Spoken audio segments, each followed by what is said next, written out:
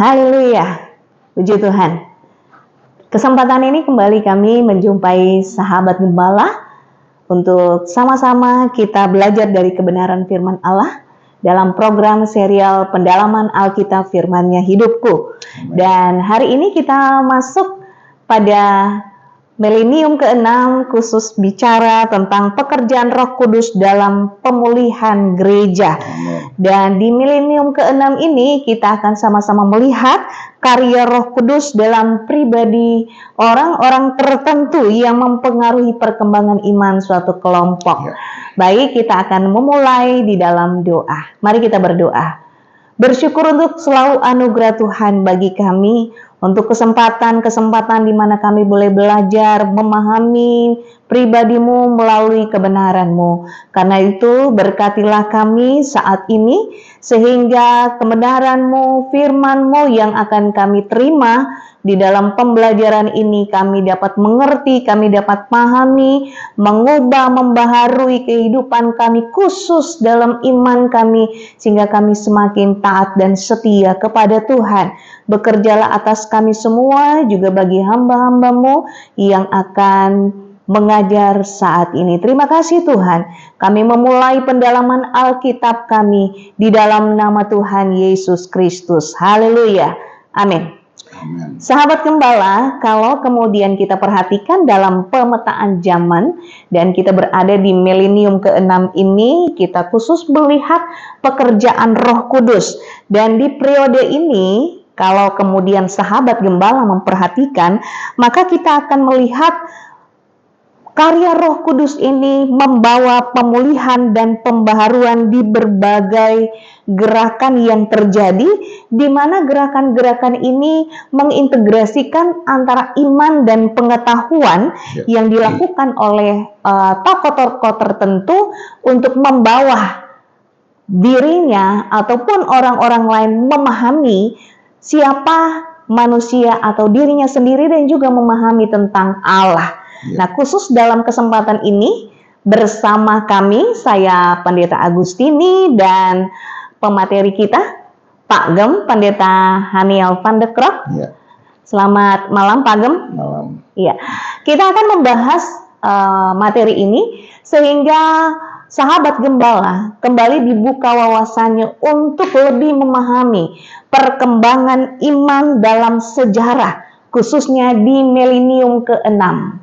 Harapan kami, orang benar hidup oleh firman. Amen. Saatnya kita berpetualang menjelajahi Alkitab. Pak Gem, ini mungkin yang ditunggu-tunggu oleh sahabat gembala ya. Setelah kita membahas mulai dari milenium pertama, kedua, ketiga, keempat, kelima, dan saatnya adalah yang ke-6. Tentunya hari ini yang kita tunggu-tunggu. Karena disinilah mungkin kalau kita lihat dalam pemetaan zaman kita hidup di periode ini. Nah, yang cukup menarik memang, dan juga mungkin sahabat gembala penasaran, apa yang kemudian dapat kita lihat dalam sejarah perkembangan iman di periode ini? Ya, memang di dalam Alkitab mungkin tidak ada lagi acuan-acuan yang sifatnya textbook ya, atau naratif Alkitab. Tetapi yang kita ingat bahwa sejak dari masuknya milenium kelima, ketika Yesus mengakhiri pelayanannya, lalu kemudian dia naik ke sorga, maka ada satu pesan dari Yesus bahwa semua pengikutnya, murid-muridnya harus mengerjakan atau melanjutkan pekerjaannya, yang secara khusus adalah mengajarkan segala sesuatu yang sudah diajarkan oleh Yesus. Nah, itu di dalam Matius 28 ayat yang ke-19 ditulis di situ. Oh, itu yang kita lebih kenal dengan amanat agung, gitu ya, Pak Gem ya. Nah, lalu kemudian ketika sekitar 10 hari lah, sebutlah begitu ya, atau 1 pekan, 1 sabat setelah kenaikan Yesus itu, lalu turunlah pekerjaan besar dari Roh Kudus, manifestasi besar dari pekerjaan Roh Kudus. Maka diteguhkanlah sepertinya perkataan Yesus ini oleh Roh Kudus melalui mulut para rasul, bahwa Kristus Yesus harus tinggal di sorga sampai pemulihan segala sesuatu. Gitu. Nah, dua tema ini kalau kemudian coba kita jadikan acuan gitu ya, bahwa Yesus berpesan supaya siapapun yang mengabdi menjadi pengikutnya harus mau gitu, harus terpanggil untuk mengajarkan segala sesuatu yang sudah diajarkan Yesus gitu ya kepada orang lain, sambil Allah juga akan mengerjakan pemulihan. Nah, berarti kan di dalam periode gereja yang kita kenal dengan periode gereja, baik milenium 5 dan milenium 6, itu ya tentu isinya adalah pekerjaan Allah di dalam diri orang-orang tertentu yang dapat sebisa mungkin mengimplementasi dua amanat ini, gitu ya. Mereka mengajarkan tentang Yesus, bagaimana mereka bisa memahami Yesus, dan tentu tidak bisa bahkan dielakkan. Memahami Yesus ya harus memahami dulu dirinya juga toh, gitu. Siapa saya, mengapa saya ada, begitu ya. Saya ada oleh karena perbuatan siapa, pasti akan kait-mengkait gitu. Jadi ketika munculnya kemudian gerakan-gerakan pembaruan iman atau sebutlah integrasi iman dengan pengetahuan di periode ini, itu sebenarnya di dalam kerangka untuk memulihkan segala sesuatu, gitu loh. Karena itu kan yang juga menjadi isi khotbah para rasul, ya, sejak dari pekerjaan Roh Kudus. Jadi kita tidak bisa melihat kalaupun nanti ya ada perkembangan-perkembangan yang lebih mengarah kepada hal negatif, bukan berarti bahwa pekerjaan Allah gagal. Kan periode ini masih panjang. Dan milenium ke-6 ini memang nantinya pun kita akan bicara juga mengenai akhir zaman. Tapi kita masih bicara cukup jauh itu ke akhir zaman. Kita masih bicara 10 abad loh di dalam milenium 6 ini. Masih ada 10 abad gitu. Jadi kan. Episode ini kita akan bahas 10 abad ini, Pak Gem? Saya rasa sih kita harus bagi dua ya. Kita harus karena bagi dua. Durasi waktu kita juga terbatas ya. Betul. Jadi mungkin kita akan melihat dulu paruh pertama lah ya dalam 4 abad pertama dari perkembangan iman tersebut. Nah, yang bisa kita bagi bersama ini kepada sahabat gembala, mungkin saya hanya ambil 5 momen penting saja gitu ya dalam periode 4 abad pertama di milenium ke-6 ini. Gitu. Kenapa 5 peristiwa ini saya anggap penting? Karena betul-betul muncul dan dapat menjadi perenungan kita bahwa pekerjaan Allah itu terus digenapi sampai kepada pemulihan segala sesuatu itu. Gitu. Ya. Yang pertama mungkin kita memulai yang pertama ini agak sedikit negatif gitu ya. Karena di abad pertama atau pertengahan abad pertama, di abad 11 ya, pertengahan abad 11 terjadi apa yang kita kenal dalam sejarah dengan skisma atau perpecahan antara gereja timur dan gereja barat. Itu penyebabnya gitu. Apa ya? Terjadi perpecahan gitu ya? Kenapa terjadi perpecahan? Justru ya yang harus kita ambil positifnya ini ya. Walaupun toh segala sesuatu selalu ada negatifnya. Gitu. Di balik sesuatu yang negatif ada yang positif. Mari sahabat kembali kita akan lihat sama-sama. Ya, karena di dalam periode ini perhatian orang terhadap penerjemahan Alkitab yang semakin banyak, ya, itu versi-versi penerjemahan Alkitab yang semakin variatif, itu kan tentu akan menjadi sebuah topik, menjadi sebuah perhatian tersendiri, gitu ya. Mereka mencari mana terjemahan yang paling benar, yang paling presisif, mana terjemahan yang sebutlah asli, yang memang betul-betul memuat 100% dari ajaran Yesus, yang setidaknya masih diteruskan oleh rasul-rasul. Nah, ini sudah di milenium ke-6, berarti sudah ada 10 abad jarak antara khotbah-khotbah Yesus, pengajaran rasul-rasul dengan apa yang kemudian diajarkan di dalam gereja-gereja, gitu loh. Dan sumbernya kan tidak lain adalah Alkitab itu sendiri, gitu. Nah, mengapa muncul kemudian gereja timur, gereja barat? Ya tentu ada sejarahnya yang tidak mungkin kita bahas lah ya di sini. Dan gereja timur, gereja barat itu sudah ada justru pada milenium kelima, ya. Dan memang kita tidak membahas tentang hal itu. Tetapi satu yang sahabat gembala perlu ketahui, kenapa kemudian terjadi ada semacam blok timur, blok barat gitu ya di dalam satu tubuh Kristus, yaitu dia sudah menunjukkan adanya perkembangan gitu toh. Iya. Dan kita lihat kan adalah perkembangannya, bahwa kekristenan itu sejak kemudian abad yang keempat menjadi agama negara gitu ya. Ketika Kaisar Konstantinus itu menjadi Kristen, masuk menjadi Kristen, maka otomatis berita tentang kekristenan ini, berita tentang Yesus seperti tidak ada hambatan tuh. Karena sudah dilindungi oleh negara gitu, sudah dijamin kebebasannya gitu ya. Bahkan ada kesan di dalam abad-abad kemudian semacam jadi kayak senjata politik juga begitu loh. Otomatis agama Kristen ya kita bisa katakanlah dengan mudah itu menang besar, menang banyak begitu untuk menjadi kemudian agama negara ya gitu menjadi agama mayoritas mungkin bahkan gitu ya. Ya satu sisi selalu ada baiknya, tapi ingat juga pasti ada tidak baiknya gitu loh. Nah baiknya yang kita lihat kan baik-baik aja lah ya gitu. Kalau mau tidak lihat tidak baik ya memang semua yang baik bisa ada tidak baiknya. Gitu. Mari kita lihat yang baik-baik sahabat gembala. Nah bahwa gereja ini kemudian menjadi besar sehingga perlulah kemudian dibuat semacam basis penjangkauan. Yang barat berpusat di Roma, ya di Italia. Yang timur kemudian berpusat di Turki. Pada waktu itu kita mengenal dengan Konstantinopel, tapi itu ada di Turki, gitu ya. Nah, begitulah cerita singkatnya. Nah, tetapi rupanya perkembangan ini plus perbedaan-perbedaan yang ada tidak berusaha dicarikan solusinya atau dikelola supaya menjadi kekuatan yang lebih hebat, tapi justru malah digerogoti oleh kepentingan-kepentingan tertentu.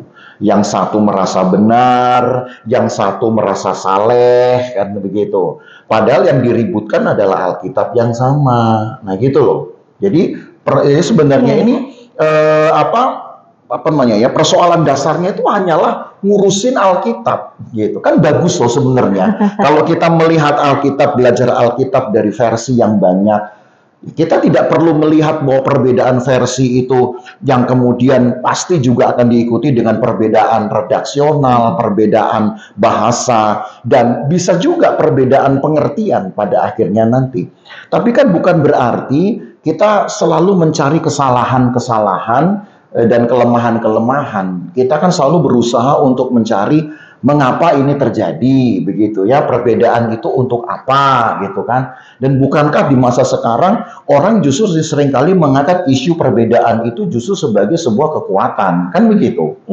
Nah, coba seandainya pada abad 11 itu ya sudah ada pemikiran seperti itu, mungkin ya dalam pemikiran saya skismanya nggak akan terjadi gitu loh. Tetapi paling tidak ya yang bisa kita renungkan ya dari abad 11 awal, abad 11 pertengahan lah sebenarnya gitu ya. Karena ini kan terjadi tahun 1050-an gitu ya. Jadi kita sebut abad 11 pertengahan.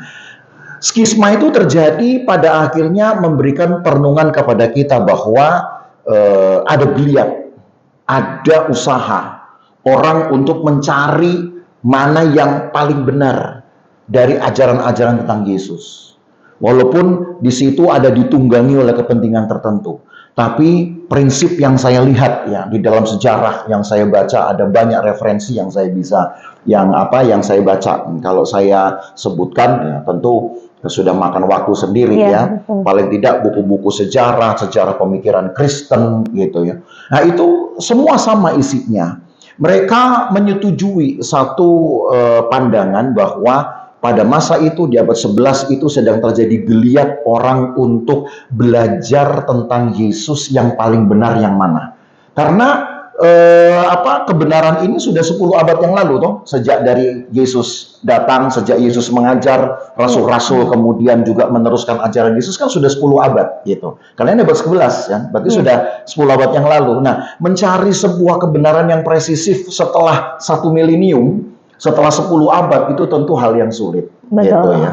Jadi paling tidak itu yang perenungan pertama, bahwa ketika mulai terjadi perbedaan, mungkin zaman sekarang pun bisa saja gitu ya. Ada perbedaan pendapat karena satu megang terjemahan yang satu, orang lain memegang terjemahan yang lain.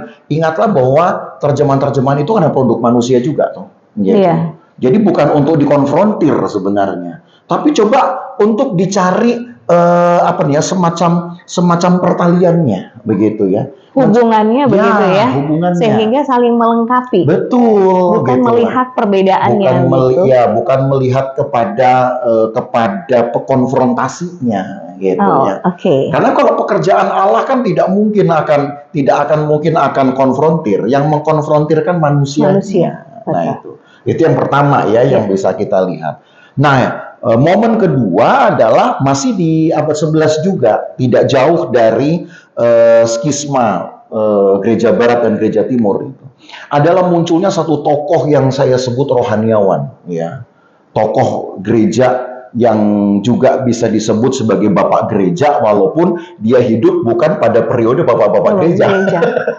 Mungkin diperkirakan bapak gereja disebut bapak gereja karena dia punya andil besar juga. Betul, punya andil besar gitu, terutama di dalam pemikiran-pemikirannya gitu ya, mengenai Tuhannya, mengenai dirinya sendiri gitu. Sehingga orang yang kemudian dikenal dengan nama Anselmus, nah gitu ya. Jadi mudah-mudahan sahabat gembala pernah mendengar nama ini sehingga paling nggak kemudian bisa mengetahui, oh iya bagian ini yang kemudian ada di dalam sejarah. Anselmus ini memang betul-betul seorang pemikir dan seorang yang suka merenungkan firman Tuhan gitu. Nah, apa yang kemudian dia renungkan itu adalah ajaran-ajaran Yesus sendiri, yaitu ajaran Yesus sendiri, bahkan tentang misi Yesus yang tercatat di dalam 2 Korintus. Nah, ini yang menjadi perenungan besarnya justru. Di dalam 2 Korintus pasal yang kelima, ayat yang ke-19. Berangkat dari ayat inilah seorang Anselmus itu kemudian belajar memahami tentang Allah, pekerjaan Allah, kemudian tentang kehadiran Allah di dalam Yesus, lalu kemudian misinya, gitu ya, kemudian perannya, kontribusinya, aktualisasinya, itu berangkat dari ayat ini sebenarnya. Coba kita baca ya, 2 Korintus 5 ayat 19, ditulis begini. Sebab Allah mendamaikan dunia dengan dirinya oleh Kristus dengan tidak memperhitungkan pelanggaran mereka. Ia telah mempercayakan berita pendamaian itu kepada kami. Jadi ada 2 indikator yang kemudian menjadi perhatian Anselmus di dalam ayat ini. Pertama adalah tema tentang firman yang adalah Yesus itu sendiri, gitu ya. Yang karena pekerjaan ini mendamaikan dunia, gitu kan, dengan Allah. Mendamaikan dunia dengan Allah oleh dirinya sendiri. Oleh siapa? Oleh Yesus. Mendamaikan artinya bahwa manusia punya kesempatan untuk diterima oleh Tuhan. Artinya bahwa dosa-dosa manusia ada harapan untuk diakhiri. Kan begitu. Ini dalam pemikiran seorang Anselmus. Nah, indikator yang kedua adalah bagaimana sekarang kemampuan dari seorang pemerhati Alkitab dapat memberitakan berita pendamaian itu kepada dunia. Kan itu. Karena kalimat terakhir tertulis, ia telah mempercayakan berita pendamaian itu kepada kami. Nah, Anselmus memang bukan seorang penginjil. Ya, karena memang boleh dikatakan era penginjilan belum muncul di sini. Iya. Era penginjilan baru akan muncul di sepertiga terakhir milenium ke-6 ini. Nah, itu akan kita bahas nanti di episode berikut, ya. Iya. Itu penginjilan baru marak di situ, gitu. Nah, ini kan kita masih membahas pada paruh pertama, ya, abad-abad pertama pada milenium ke-6. Jadi apa yang Anselmus lakukan? Dia merenungkan firman Tuhan. Dia merenungkan firman Tuhan. Dan karena perenungan itulah kemudian dia berhasil menemukan satu teori yang dapat mengalahkan teori-teori, sebutlah teori-teori kekristenan yang sudah mulai digerogoti oleh pengaruh-pengaruh filsafat. Karena pada masa ini, kalau sahabat gembala juga belajar dari buku-buku sekuler tentang filsafat, perkembangan filsafat itu cukup kuat, yaitu pada periode ini, ya. Khususnya filsafat-filsafat yang dikembangkan dari pemikiran Plato dan Aristoteles. Itu mempengaruhi seluruh aspek ya. Oh iya, sampai di dalam dunia pemikiran Kristen juga Mas. terpengaruh gitu ya. Mungkin pernah dengar skolastik, lalu Stoa, Epikuros gitu. Dalam Alkitab disinggung itu juga kan. Nah, itu sebenarnya merupakan pemikiran-pemikiran yang berkembang dari pemikiran Plato dan Aristoteles sebenarnya. Nah, bayangkan seorang Anselmus yang mungkin juga sedih hatinya kenapa orang-orang Kristen itu sudah memasukkan dalam pemikirannya separuh filsafat, separuh Alkitab. Walau dia menyadari bahwa memang iman itu juga butuh penalaran. Iya, butuh pengetahuan begitu ya. Butuh pengetahuan.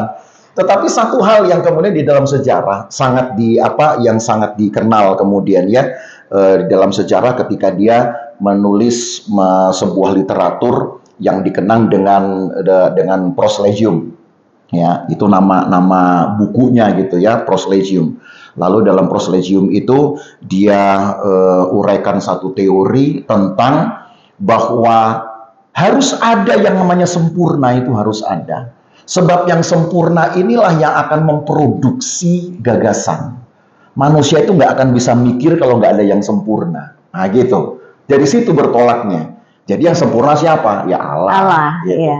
Tidak ada Allah, manusia nggak bisa mikir katanya. Gitu. Karena pikiran datang dari Allah. Nah karena itulah terkenal sekali di dalam periode abad 11 itu, kalau sahabat gembala pun belajar dalam sejarah, sebuah teori yang tertulis Fides Quaerens Intellectum, yaitu iman itu akan mencari pemahaman.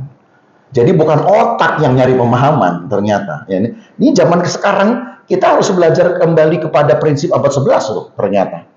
Apalagi dalam dunia Kristen, dalam dunia gereja. Jangan sampai Alkitab ini dipahami hanya sebatas di otak. Karena ternyata yang mencari pengertian bukan otak. Menurut Anselmus yang mencari pengertian iman. Jadi karena kita percaya kepada Tuhan, maka pikiran kita akan dikawal sedemikian rupa sampai kebenaran itu dapat diolah di dalam pikiran kita. Jadi bukan otak yang mencari pengertian atau pemahaman.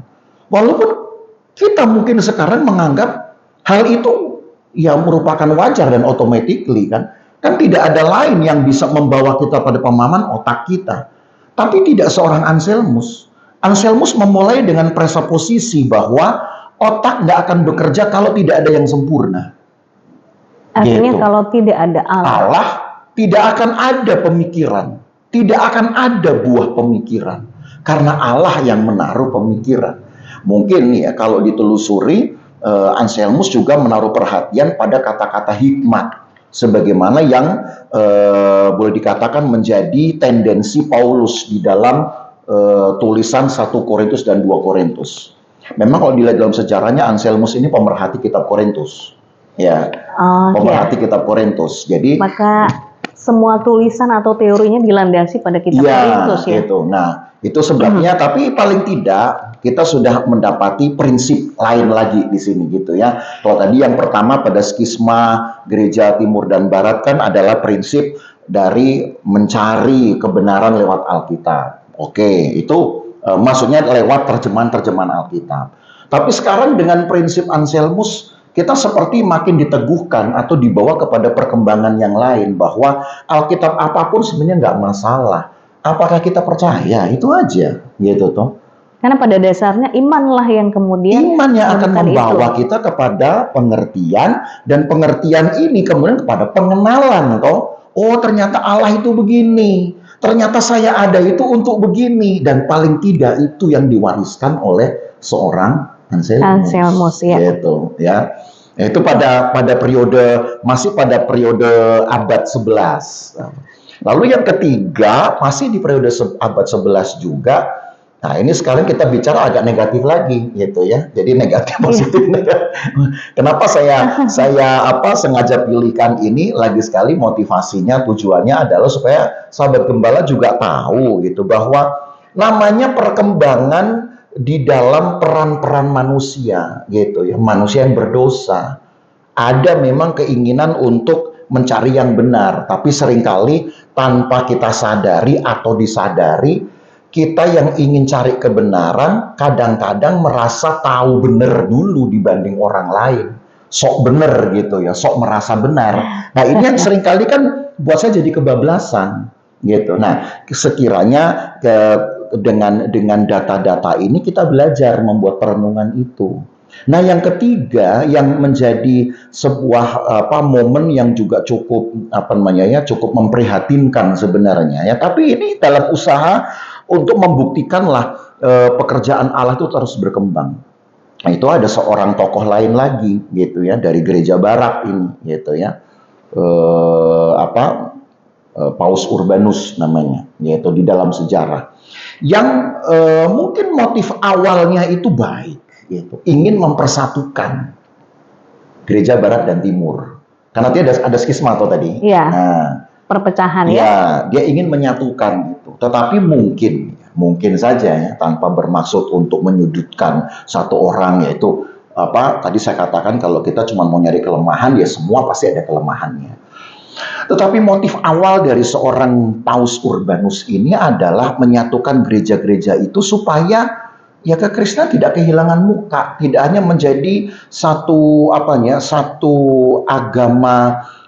agama auditor aja istilahnya, gitu. Tapi harus menjadi satu agama yang datang karena pewahyuan, karena dibawa oleh Allah sendiri melalui Yesus, gitu. Itu motif awalnya. Tapi mungkin saja di kiri kanannya ada orang-orang punya kepentingan-kepentingan lain, gitu toh. Sehingga pada akhirnya terjadilah pemaksaan. Ketika gereja Timur kemudian masih mikir-mikir ulur waktu. Nah, tokoh ini Paus Urbanus mungkin nggak sabaran, dianggap mikir-mikir ulur waktu ini adalah bentuk dari ketidakperhatian atau mungkin sudah siasat untuk mencurigai kan gitu ya. Kadang diem itu salah juga ya. Diem itu seringkali dicurigai banyak hal gitu. Mungkin diemnya gereja Timur ini untuk belajar dulu, menganalisa dulu, tapi yang pemimpin gereja Barat merasa bahwa ini orang ini kayaknya sudah mulai berpikir membelot, nah segala macam gitu. Jadi akhirnya terjadilah pemaksaan gitu loh. Nah, segala sesuatu yang dipaksakan, walaupun untuk tujuan baik. Ingat, ini pelajaran buat kita juga. Walaupun kita punya tujuan baik, tapi kalau dipaksakan tetap akan tidak baik nanti jadinya. Ya, bahkan prosesnya pun akan penuh dengan pergolakan, gitu loh. Ya, karena dipaksakan tadi karena dipaksakan gitu. Tapi ya, apalah yang kita dapati lagi prinsipnya gitu ya. Karena dalam sejarahnya, karena Paus Urbanus lah ini kemudian terjadi perang salib gitu. Perang yang sebenarnya tadinya itu untuk mempersatukan Kristen, tapi akhirnya jadi malah memecah belah. Jadi skisma yang terjadi di awal abad 11 itu justru makin melebar dan betul-betul sudah nggak bisa lagi dipersatukan ya? Karena gitu. Sudah perang. Ya. Tapi yang kita pelajari apa ini? Kita lagi jangan lihat negatifnya. Yang kita pelajari bahwa ada loh semangat dari seorang itu untuk mempersatukan ini Kristen, mempersatukan kembali amanat Yesus, kan gitu ya, membuat utuh kembali pesan-pesan Yesus ini. Hanya yang perlu kita pelajari, cara kita mungkin yang kurang cerdik. Kita kan mesti ingat Yesus pernah berkata gitu, jadilah cerdik seperti ular, tapi tulus seperti merpati. Merpati, Nah, ya. ada orang yang cuma ngambil cerdiknya, tulusnya nggak diambil. Atau Jadilah, sebaliknya begitu ya. jadi sebenarnya ini perkembangan-perkembangan yang memang perlu kita ketahui. Tentu sahabat gembala kalau ingin cari informasi lebih lengkap ya tinggal membaca buku-buku yang berhubungan dengan sejarah pemikiran Kristen. Ya, tapi ini membuktikan bahwa dalam satu abad pertama, di abad 11, ya, sejak skisma terjadi, kemudian munculnya seorang pemerhati Alkitab yang namanya Anselmus dengan teori yang sangat rohani buat saya. Di abad 11 loh itu, bertempur dengan para pemikir-pemikir dunia filsafat. Tiba-tiba muncul sebuah teori bahwa iman mencari pengertian, bukan akal loh ya, iman yang mencari pengertian. Jadi dia taruh iman tuh di atas akal, tuh buat saya luar biasa. Ya, berarti iman di atas rasio. Gitu. Iya, begitu. Jadi bukan berarti haram dengan rasio, tetapi menempatkan rasio secara proporsional. Walaupun di antara juga gejolak perpecahan dan keinginan untuk mempersatukan, tetapi kurang hikmat. Sebutlah kita katakan gitu ya. Ada yang memang punya semangat bersatu, tapi nggak pakai hikmat. Sementara yang satu lebih slow bawaannya dan menggunakan hikmatnya. Tapi ini kan perkembangan toh. Artinya bahwa orang sedang mencari sebuah titik equilibrium, titik keseimbangan begitu loh. Apa sebenarnya yang Tuhan inginkan dalam hidup saya? Nah gitu. Jadi ya cukup berliku juga ternyata perjalanan menemukan iman begitu ya, lalu memaknai iman yang diawali dalam hubungan dari diri sendiri begitu. Betul. Kalau kemudian kita lihat lagi di next berikutnya. Ya, nah kemudian masuk momentum keempat ya, tadi kan kita sudah 3 yang pertama. Itu pada abad ke-13-nya ya. Kalau abad 12 lebih banyak memang diisi dengan yaitu selama perang salib itu paling banyak itulah yang boleh dikatakan menjadi berita utamanya gitu ya. Walaupun juga ada orang-orang yang mati syahid di situ gitu ya. Tapi kalau kita uraikan tentu kan akan makan waktu cukup sendiri. Panjang betul. Ya. Nah, tapi yang menarik adalah di abad ke-13 seorang pemimpin gereja barat gitu.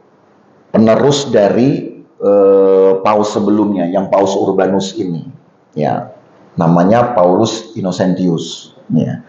Paus ini mungkin agak boleh dikatakan agak lebih soft pembawaannya dibanding pendahulunya yang lebih istilahnya mungkin lebih maunya cepat gitu ya, lebih katakan lebih garang, lebih emosional gitu lah ya.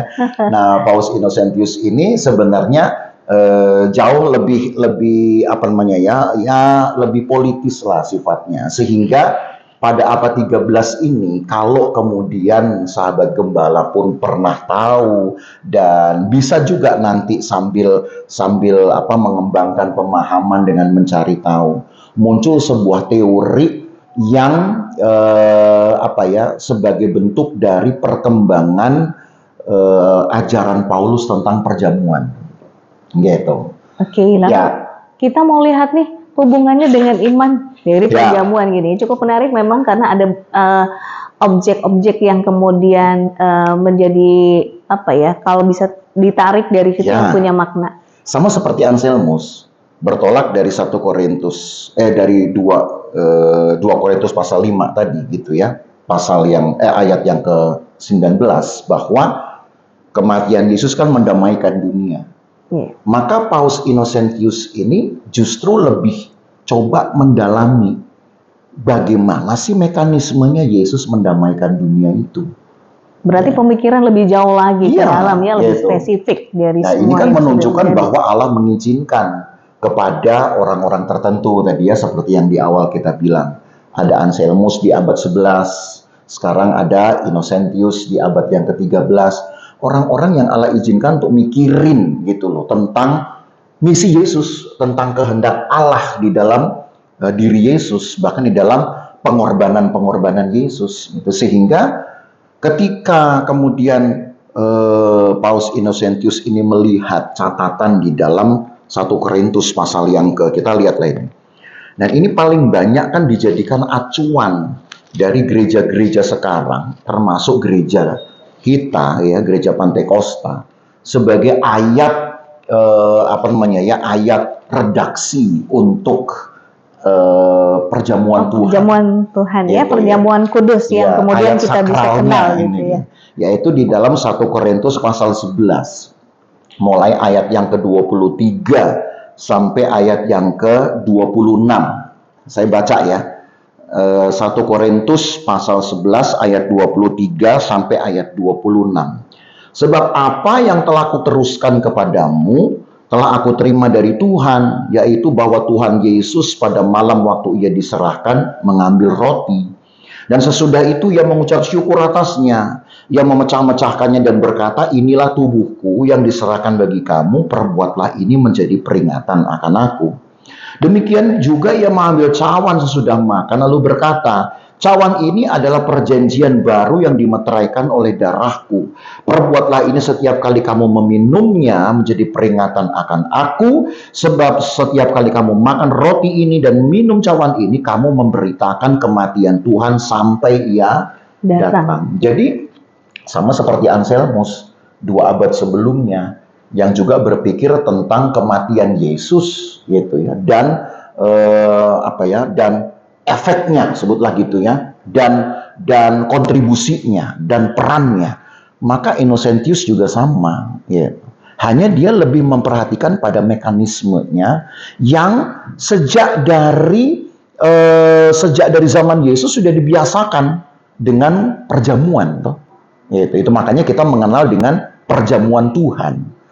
Nah, itu sebabnya dalam upaya untuk memahami mekanisme ini, gimana caranya Yesus mendamaikan dunia? Oh, dengan darahnya. Oke, itu periode yang lalu gitu ya. Darah Yesus terkucur, darah Yesus keluar begitu.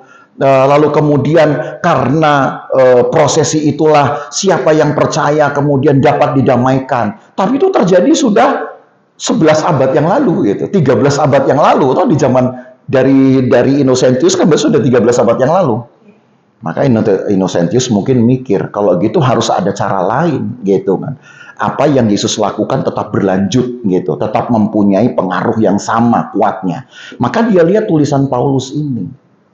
Lalu dia kembangkanlah sebuah teori yang dikenal kemudian dalam sejarah gereja dengan kata transubstansiasi. Nah, gitu. Ini cukup menarik sebenarnya. Iya. Istilah ini tidak dikenal oleh sahabat gembala. Betul. Pantom bisa menjelaskan sehingga dapat dimengerti oleh sahabat gembala. Ya, jadi transubstansiasi ini adalah dari kata trans dan substansi gitu. Jadi substansinya apa? Perjamuan. Itu. Perjamuannya substansinya apa? Anggur dan roti. Itu kan substansinya dari perjamuan. Tapi ada substansi juga dari kematian Yesus kan, yaitu tubuh dan darahnya. Nah, bagaimana kemudian cara Paulus itu dapat meyakinkan penerima ajaran bahwa dengan hanya minum anggur dan makan roti itu sudah identik dengan menerima tubuh dan darah Tuhan. Maka dengan teori transubstansiasi ini artinya bahwa Innocentius percaya orang-orang beriman hanya dengan imannya tentu. Ketika makan roti dan minum anggur itu sudah dianggap sama minum darah dan makan daging Kristus. Gitu. Nah, ya kan? Tapi ini kan lepas dari apakah ajaran ini betul apa enggak gitu. Nanti dululah, kita nggak usah lihat itu dulu. Kita lihat geliatnya ini. Bahwa sejak dari amanat Yesus berkata, ajarkanlah mereka melakukan segala sesuatu yang kuperintahkan kepadamu. Terjadi gitu loh. Bahkan sampai 13 abad berikutnya, gitu, dari seorang yang namanya Innocentius, terus mikirin gitu, gimana ya supaya saya tetap bisa mengajarkan apa yang Yesus ajarkan gitu. Ya, hanya kan seringkali orang itu kemudian terjadi skisma tadi saya. Ya karena masing-masing langsung membenarkan diri, menyalahkan yang lain. Yang disalahkan tidak terima, langsung balik menghukum yang menyalahkannya. Nah, itu yang akhirnya menjadi tidak sehat gitu. Harusnya dengan perbedaan-perbedaan ini, saya mungkin juga akhirnya ikut merenungkan ya, dari sekian banyak literatur saya baca, Allah izinkan perbedaan ini kan supaya kita duduk bareng aja tuh harusnya. Bukan kemudian kita menjadi saling lempar batu sembunyi tangan kan gitu. Harusnya ya, supaya juga persekutuan itu terbina gitu. Tapi paling tidak sampai kepada abad 13 ini, hal keempat yang kita bahas, sudah mulai terciptalah gitu. Betul-betul suatu perenungan bahwa Yesus harus betul-betul dapat dimaknai begitu rupa sebagai pembawa kehidupan. Gitu. Sesuai dengan teologi Paulus di dalam 1 Korintus tadi pasal yang ke-11, bahwa ketika engkau mengambil bagian di dalam roti dan anggur perjamuan, engkau memberitakan kematian Tuhan sampai ia datang. Gitu. Kenapa? Dalam kematian Tuhan ada kehidupan tuh. Ya. Nah itu kan, jadi tujuannya adalah itu kan perkembangan iman kita lihat.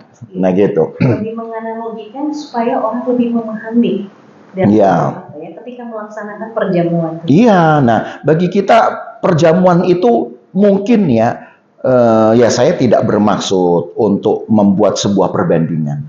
Tapi seperti di dalam gereja kita hanya mengakui saja, sebatas mengakui perjamuan Tuhan harus diikuti oleh orang yang percaya. Cuman itu. Jadi seperti mencari win-win solution aja gitu, cari aman. Oh, yang penting kita ikut karena kita percaya. Tapi hal apakah ketika kita makan roti minum anggur itu kita betul-betul sudah meyakinkan diri kita mengalami bahkan kematian Tuhan, itu mungkin masih banyak yang miss, masih banyak yang belum paham. Ini gitu. Ya, kita seringkali hanya diyakinkan dengan khotbah-khotbah tanpa pengertian. Ingat, Anselmus berkata, fides quaerens intellectum. Ya, artinya iman akan mencari pengetahuan. Nah, sekarang gereja-gereja tanpa bermaksud untuk mengadakan perbandingan dan penghakiman ya. Apakah iman dari jemaat-jemaat Tuhan di gereja manapun sudah betul-betul membawa kepada pemahaman? Atau jangan-jangan akalnya doang kan? Sehingga ketika akal cari pengetahuan, belum nemu akhirnya jadi akal-akalan kan gitu. Ini teori saya. Gitu ya. Karena dengan akal kita belum nemu pengetahuan dan bahkan akhirnya malah cenderung untuk untuk melawan gitu, untuk mengintimidasi pengetahuan dari akal orang lain yang ada jadi akal-akalan gitu. Tapi sebenarnya kalau kembali kepada cukupkah iman kita betul-betul mendatangkan pemahaman, itu buat saya bukan hanya pergumulan dari orang-orang Kristen di abad 11, tapi juga pergumulan orang-orang Kristen di abad ini. Itu serius sekali. Iya, gitu. Kalau mungkin kita telusuri dari perjalanan sejarah gereja sampai sekarang, mungkin kita akan melihat adanya penurunan jumlah orang-orang yang percaya begitu. Iya. Karena di era kondisi kita sekarang, di tengah zaman yang semakin maju dan teknologi semakin canggih, tantangan itu terjadi sekarang. Apakah iman masih ditempatkan di atas rasio atau kemudian rasio lebih tinggi? Nah, itu. Jadi ya mungkin pembelajaran yang paling gampang, kembalilah kepada masa Anselmus gitu ya. Walaupun Anselmus mungkin bukanlah orang yang ideal, karena Anselmus pun mendapatkan pemahaman itu di dalam pengasingan. Kenapa dia diasingkan? Ya karena pergolakan timur barat itu. Dia kena imbasnya. Tapi dalam pengasingannya itu, saya jadi ingat Yohanes, Rasul Yohanes. Mendapatkan ilham. Dan ilhamnya itu boleh saya katakan teori yang sangat rohani buat saya. Yang mungkin kalau dipadukan dengan pemikiran zaman sekarang belum tentu bisa menyamainya loh, saudara. Iman mencari pemahaman. Atau pengertian. Iya. Sampai kemudian menemukan titik keseimbangan antara dirinya dengan Allah dan kemudian menemukan siapa dirinya, kemudian juga lebih dalam memahami penciptanya. Betul. Kita mau lanjut lagi nih Pak Gem. Tadi kita keempat ya. Ya, terakhir yang kelima. Maka kita dibawa masih abad 13 juga. Kita dibawa akhirnya juga kepada satu teolog yang rohaninya tidak kalah dengan Anselmus, dengan pendahulunya, yaitu Thomas Aquinas. Ya, mungkin juga sahabat gembala pernah dengar nama ini. Hanya memang mereka ini beda apa sudah beda dunia. Kalau Anselmus abad 11, Thomas Aquinas abad 13. Tapi sama dengan Anselmus, Thomas Aquinas ini bahkan ditengarai atau disaksikan gitu ya, menjadi kesaksian bagi banyak orang itu sebagai seorang teolog berhati gembala. Nah, gitu. Ini cukup jarang sebenarnya. Oh, jarang sekali. Biasanya lebih filsafat dan seterusnya. Sekarang ilmu yang lain. Iya, sekarang kita buat itu semacam satu satu ukuran lah gitu buat kita, ukuran koreksi. Kita ini yang aku gembala teolog nggak gitu, pinter maksudnya paling tidak paham Alkitab nggak gitu kan. Terus yang kedua, teolog-teolog ini kemudian apakah memang hanya dunianya adu pinter atau punya hati gembala nggak? Nah, kayak gitu loh. Justru dengan belajar dari Thomas Aquinas, itu satu hal lah ya, yang saya kalau kita pelajari kan tentu banyak gitu. Tetapi prinsipnya adalah begini, seorang Thomas Aquinas ini sampai memberikan waktunya itu sekitar 40 tahun dalam hidupnya untuk merenungkan firman Tuhan. Yeah. Mungkin dia tidak semenyedihkan Anselmus yang ada di dalam pembuangan gitu ya. Tapi Thomas Aquinas itu juga banyak ditolak sebenarnya karena ajaran-ajarannya itu dianggap cukup berani dan memang ortodoksi sekali gitu ya. Saleh gitulah ya. Kesalehannya itu adalah dia mempertahankan gitu. Sama seperti yang memang direnungkan oleh Innocentius dan Anselmus di dalam kitab 1 Korintus itu. Bahwa apa yang Yesus lakukan ini dengan dia turun ke bumi, itu pun sebenarnya belum cukup atau belum bisa betul-betul menggambarkan pekerjaan Allah yang menyeluruh. Ya. Karena Allah itu terlampau luas sekali gitu. Dan kesempurnaannya itu memang tidak akan bisa dipetakan di dalam sejarah atau waktu-waktu atau periodisasi pekerjaan Allah gitu. Nah, kita mengenal peta zaman ini kan kita memetakan pekerjaan Allah dan perkembangan responnya kan begitu ya pada manusia. Tapi buat seorang Thomas Aquinas itu nggak akan cukup. Jadi bayangkan perenungan dari Thomas Aquinas ini ketika dia merumuskan juga satu literatur yang sangat dikenal dengan kata Summa Theologia. Ya, itu juga ada di dalam sejarah gereja dan sahabat gembala mungkin pernah mendengar Summa Theologia. Itu memang berisi tentang siapa Yesus, apa yang Yesus lakukan gitulah, apa yang pendamaian yang dia buat gitu. Dan banyak hal lah pokoknya ya yang memang masih orientasinya adalah kristologi sebenarnya. Oke, khusus di bagian ini mungkin kita masuk di bagian inti kira-kira Pak Gem, di Thomas Aquinas ini dia menekankan tentang apa yang kemudian mempengaruhi iman Kristen. Yang sebenarnya menjadi penekanan dari Thomas Aquinas ini adalah supaya kekristenan dapat betul-betul menjadi citra hidup dari begitu. Jadi gampangnya gini, kalau tahu Alkitab jangan cuman berani ngomong tok, tapi berani membuktikannya. Jadi sebuah pengalaman kekristenan. Ya, dan kesaksian. Karena ayatnya pun yang direnungkan sama dengan yang Anselmus, yaitu 1 Korintus 5 ayat 19. Mungkin kita perlu baca lagi lah itu ya, supaya jangan lupa. Di dalam 2 Korintus pasal 5 ayat 19. Sebab Allah mendamaikan dunia dengan dirinya oleh Kristus, dengan tidak memperhitungkan pelanggaran mereka. Ia telah mempercayakan berita pendamaian itu kepada kami. Mempercayakan berita pendamaian kepada kami. Jadi kalau kitanya sendiri yang dipercaya untuk memberitakan atau mengajarkan ajaran Yesus sendiri belum berdamai dengan Tuhan, ya lebih bagus jangan dulu bermisi, begitulah kira-kira ya. Jadi sebenarnya perenungan dari seorang Thomas Aquinas ini mencoba ya untuk memahami lebih jauh ke dalam diri sendiri dulu sebelum dapat berbuat sesuatu kepada Tuhan. Jadi jangan hanya sekedar seperti emosional sesaat, panas-panas tai ayam gitu ya. Misalkan oh baru terima Tuhan. Karena mungkin dia belajar juga dari pengalaman Konstantinus misalkan ya yang sudah terjadi dari Thomas Aquinas, berarti itu sudah 9-10 abad yang lalu. Yang baru masuk Kristen langsung menetapkan agama Kristen jadi agama negara tanpa mikir panjang nanti akibatnya apa. Mungkin awalnya iya mendapatkan keuntungan-keuntungan, kekristenan mendapatkan kemudahan, tapi toh mudaratnya lebih banyak juga pada akhirnya. Nah, seperti itu mungkin ya yang direnungkan gitu yang diwariskan oleh Thomas Aquinas untuk menjadi perenungan bagi kita. Makanya di dalam satu kesaksian ya, Thomas Aquinas ini berkata bahwa dia sampai berkata, saya pernah bertemu dengan Tuhan, kayak begitu ya. Iya. Nah, kalau kita berhenti dan kalimat ini kita anggap Thomas Aquinas sombong. Padahal di dalam Alkitab yang ketemu dengan Tuhan juga nggak cuma 1-2 orang. Ada Paulus ketemu dengan Tuhan, lalu Yohanes juga ketemu dengan Tuhan.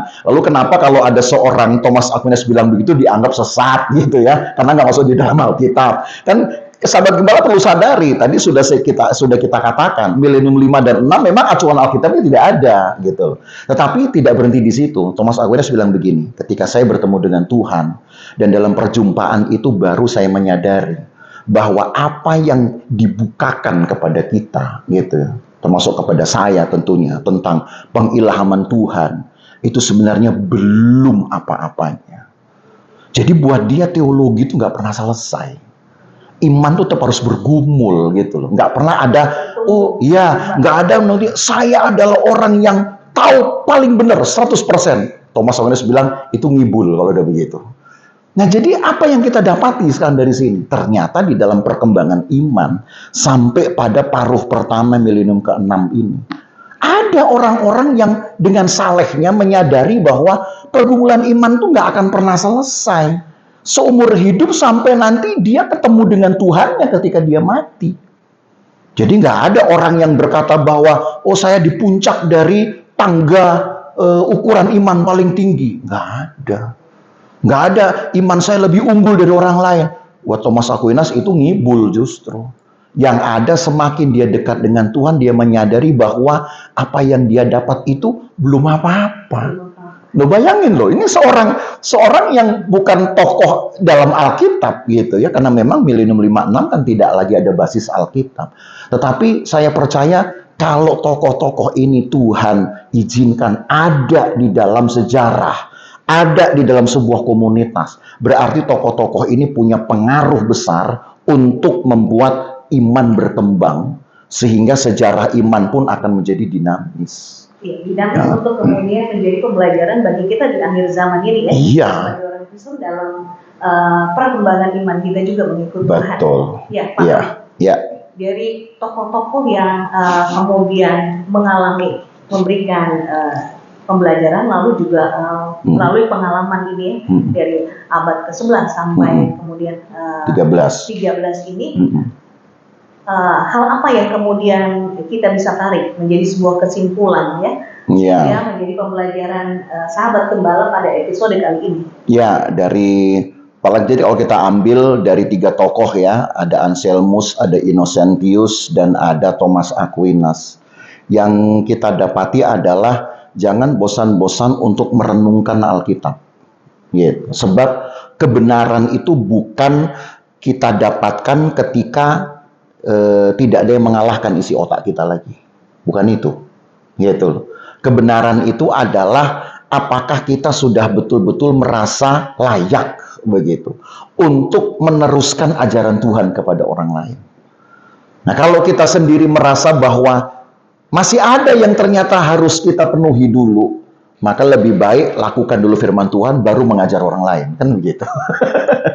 Paling tidak bahwa ternyata untuk bisa berbagi maka kita terlebih dahulu belajar. Iya, begitu. Tumbuh di dalam iman. Iya, jadi iman itu membawa kita pada pengetahuan, iya, pada pengertian untuk menemukan Tuhan. Iya, nggak ada kata tamat dalam belajar. Gitu. Iya. Baik sahabat gembala, biar pembelajaran kali ini mengingatkan kita bahwa semakin ternyata kita mendekatkan diri kita kepada Allah, maka kita akan semakin dibawa bahwa apa yang kita alami ternyata belum ada apa-apanya. Iya. Sehingga ini menjadi pendorong bagi kita untuk semakin bertumbuh di dalam Tuhan dan semakin menjadi semangat bagi kita untuk gigih, tangguh, berjuang terus dalam iman kita di tengah apapun yang terjadi. Puji Tuhan. Senang bisa mengakhiri pembelajaran kita. Rasanya kita masih perlu ya, cukup panjang tapi berhubung dengan waktu. Sahabat Gembala, kita akan melanjutkan pada episode berikutnya. Kami berharap sahabat Gembala yang sudah mengalami berkat Tuhan melalui episode kali ini bisa membagikan kepada saudara, sahabat, keluarga, sehingga kita semua bisa belajar bersama-sama untuk mengikuti perkembangan iman dari sejarah tokoh-tokoh yang kemudian kita lihat itu mempengaruhi pertumbuhan iman kita sebagai orang Kristen saat ini menjadi pembelajaran yang baik, sehingga membuat kita juga memiliki semangat untuk terus bertumbuh di dalam Tuhan. Kami juga merindukan sahabat Gembala untuk terus terlibat di dalam bagian pelayanan ini, karena kami percaya bahwa setiap kita yang bersatu untuk melayani pekerjaan Tuhan, maka akan ada banyak jiwa-jiwa yang diberkati maupun juga dimenangkan bagi pekerjaan Tuhan. Kita akan mengakhiri pembelajaran Alkitab kita saat ini. Kita akan tutup di dalam doa dan Pak Gem akan pimpin. Silakan. Terima kasih Tuhan untuk waktu yang baik di mana kami dapat belajar dari tokoh-tokoh iman. Walaupun nama-nama mereka tidak tercatat lagi di dalam Alkitab. Karena periode 5 dan 6, milenium 5 dan 6 ini memang merupakan periode di mana Allah yang memberikan keluasan kepada orang-orang saleh untuk merenungi firman Tuhan di dalam hidup mereka. Sejauh yang mereka bisa percayai. Dan terima kasih kalau kami memiliki dan dapat belajar dari tokoh-tokoh iman, tokoh-tokoh panutan yang bukan hanya sekedar mencari jawab, mencari pembenaran dari firman Tuhan, tapi mencari kebenaran yang sejati. Dan walaupun mereka menyadari bahwa hal itu masih butuh waktu yang panjang seumur hidup mereka, tapi bagi kami itulah sebenarnya inti dari kekristenan itu. Seumur hidup kami harus belajar tentang Engkau, karena tidak pernah ada kata tamat untuk memahami Tuhan, karena Engkau terlampau luas untuk kami pahami. Tapi cukuplah dengan iman kami dibawa kepada pengertian demi pengertian tentang Engkau, maka kami pun digerakkan untuk melakukan kebenaran. Itu sudah membuktikan bahwa kami mengizinkan adanya perkembangan iman di dalam diri kami terjadi, supaya kami dapat menjadi berkat bagi banyak orang. Terima kasih Tuhan. Tuhan kiranya menggerakkan selalu semangat kami, menghidupkan semangat kami untuk selalu bersekutu dengan Tuhan, belajar banyak, menggali kebenaran, bukan hanya untuk kemudian adu kebenaran, tapi menggali kebenaran untuk membagikan kebenaran, untuk membagikan kehidupan, sehingga berita tentang Tuhan betul-betul dapat sampai kepada semua telinga sebelum digenapi firman Tuhan. Terima kasih banyak, berkatilah sahabat Gembala dimanapun mereka berada, dalam aktivitas mereka, pekerjaan, pelayanan, apa saja yang mereka buat. Tuhan bentengi selalu, hindari dari bahaya, celaka, dan perbuatan jahat orang lain. Terima kasih banyak Tuhan, berkati sahabat Gembala yang sudah membagi berkat, menjadi berkat, bahkan berkat-berkat finansial yang masuk pun Tuhan berkati mereka yang sudah terbeban. Nama Tuhan dipermuliakan. Maka terimalah berkat dari Allah Bapa, kasih sayang dalam persekutuan dengan anaknya Yesus Kristus, penyertaan dari anaknya, penyertaan dari Roh Kudus menyertai kita dari hari ini sampai selama-lamanya, dan berkat ini kita terima dalam nama Tuhan Yesus Kristus. Amin. Sampai jumpa di episode berikutnya. Tuhan Yesus memberkati.